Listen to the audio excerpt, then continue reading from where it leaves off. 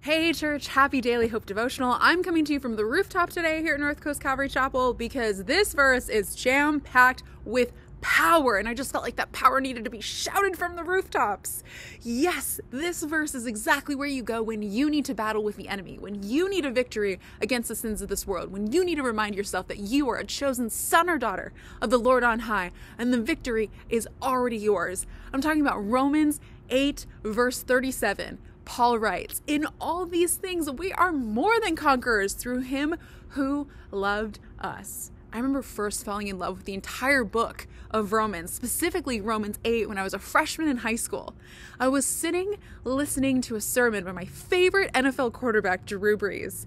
And Drew said, "If God is for us, then who could be against us?" And I remember writing that down in my Bible and highlighting it, but I put it in quotations as if Drew Brees had said it, like he came up with that original quote on his own.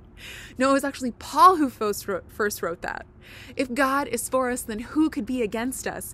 But ever since that moment, I've kind of had this mentality of like, when I am about to go against the enemy or tackle something big, or I'm in a season of life where I'm seeking healing or I'm seeking redemption, I've always kind of thought like I'm in an NFL huddle and Jesus is my quarterback. And he's like, "Look, Crystal, this is the play we're going to run and I've got your back. Just go out there and do it to the best of your abilities. It'll be just like all the times I've been there with you before, all the times we've practiced it. It won't fail because I am with you and we're going to score that touchdown. We're going to get the Lombardi."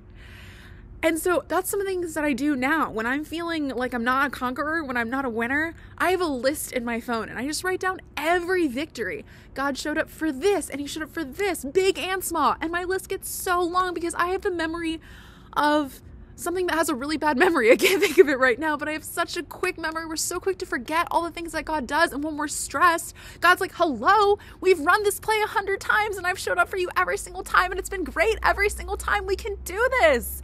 So this verse is your anchor. This verse is where you go when you're ready to win the battle. And if you're in a season seeking healing, you're seeking redemption, this just means that your battle's not done yet. You've got a couple more plays until you can get to the end zone.